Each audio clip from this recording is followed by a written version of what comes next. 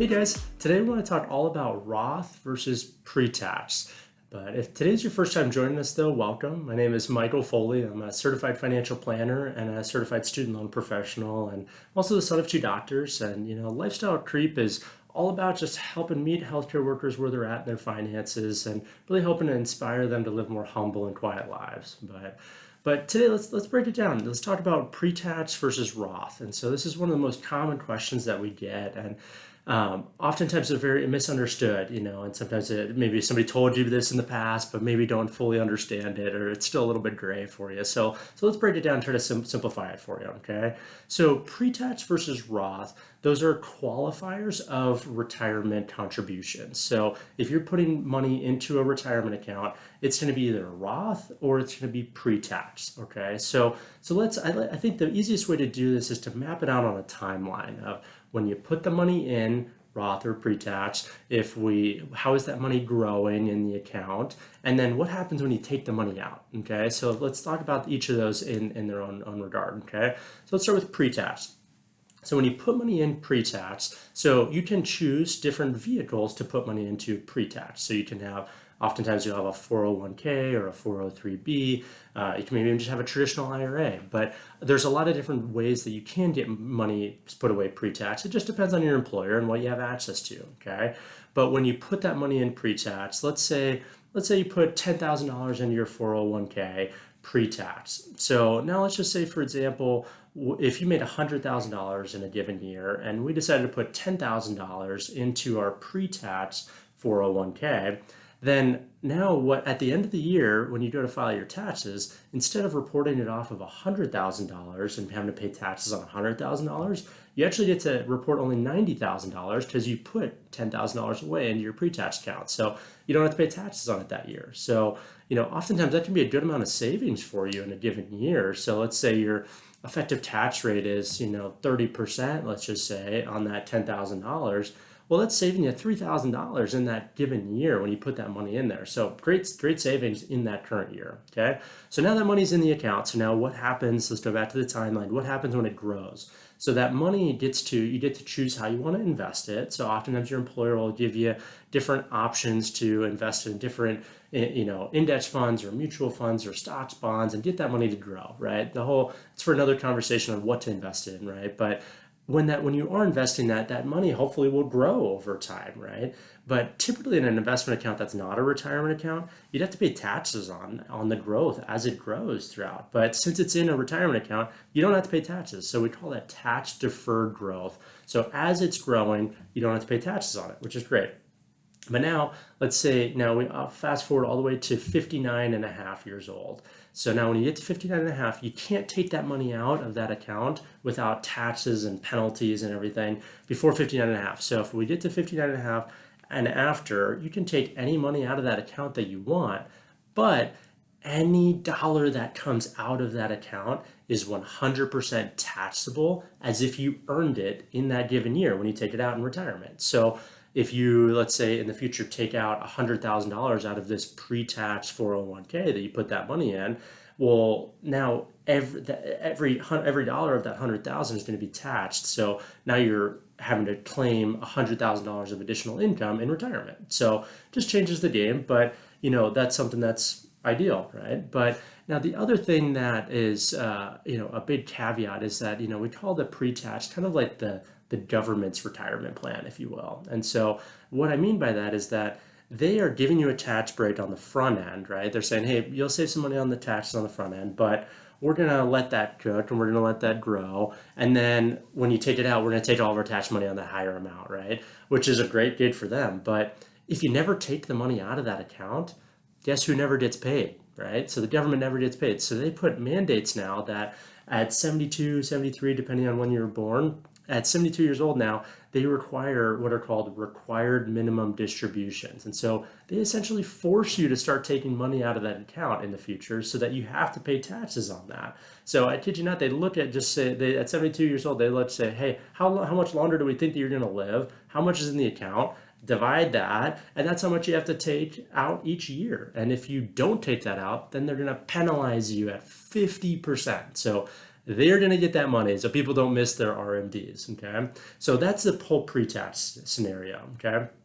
Now, the whole thought with pre-tax is that we put our money in, and let's say maybe when we're earning at a high rate, let's say, hey, let's take that money and let's put it in a pre-tax account and not pay taxes when we're in a really high tax rate, right? Maybe we're earning a lot right now, but then when we're in retirement, we'll probably be earning less and maybe taking out less, so we'll be in a lower tax bracket. So, that's a way to kind of have arbitrage of the different tax brackets so that eventually, ideally, you'd be paying taxes at a lower rate in the future. So that's kind of the argument for pre-tax, okay? So now let's jump over to Roth. So now Roth is something, it's another election that you can make into a retirement account. So just like you can make an election to pre-tax, you can also make an election to Roth. So that can be into a Roth IRA, which a lot of you guys have heard about, which often have a lot of limits on how much you can make in a given year and how much you can even put into it. You can only put $7,000 into it for the 2024 tax year.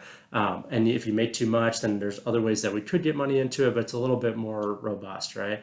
But the cool thing is that just a few years ago, they came out with the Roth election to your 401k or 403b. So a lot of retirement plans now have the option to make a Roth contribution to your own retirement account through your work. And there's no limits on how much you can make, and you can go all the way up to the full amount between pre-tax and Roth.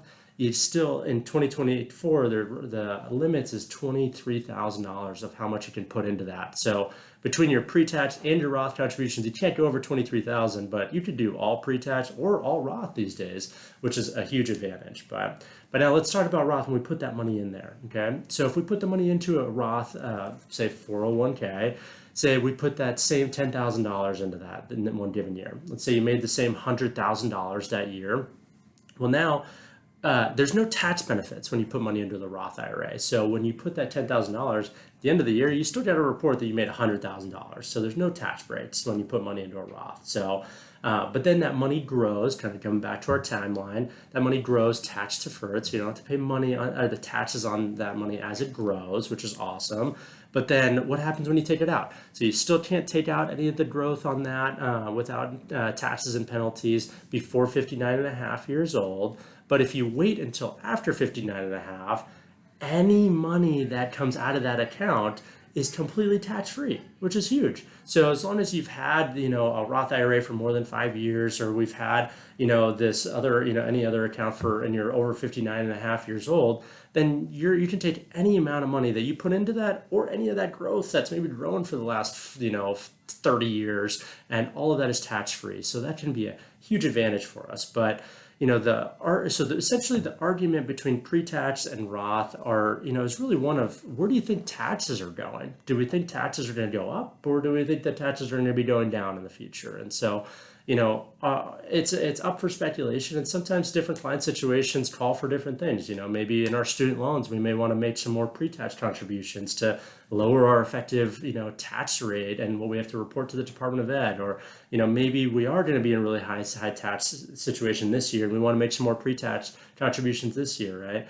But as a general rule, I think, there's a lot of evidence pointing towards taxes going up in the future. So if we do have the philosophy that taxes are going to be going up, we really should be making more Roth contributions than pre-tax, because, even if we are in a lower tax bracket in the future, we can see that maybe the whole tax bracket systems can change. If we look at our highest tax bracket right now, we're at 37%.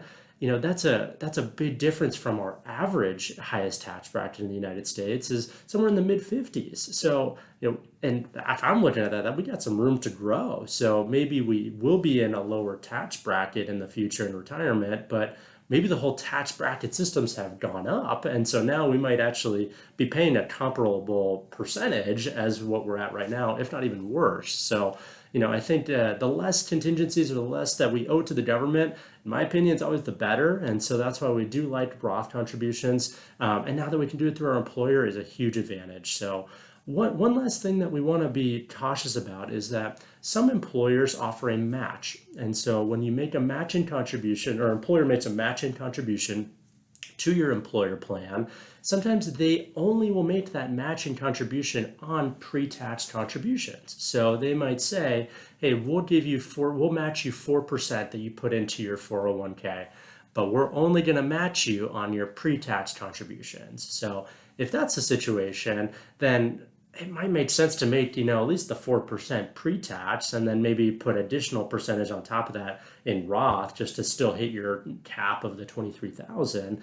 But don't miss out on free money. If they're only matching you on the pre-tax contributions, I wouldn't be hard-nosed and make Roth contributions and miss out on 100% returns on our match like that, okay? So we want to be thoughtful of that. But now with new guidelines, there are changes, and a lot of new employers are offering matches on pre-tax contributions or Roth contributions to your employer plans. And so talk to HRs, make sure that you know what the access is, and maybe it was set up one way, but it might be different now. So definitely reopen that door. Okay. So hopefully this has been helpful to just kind of break down the complexities of those Roth versus pre-tax and hopefully give you some more clarity along the way. So thanks so much for joining, and we hope to see you in the next episode.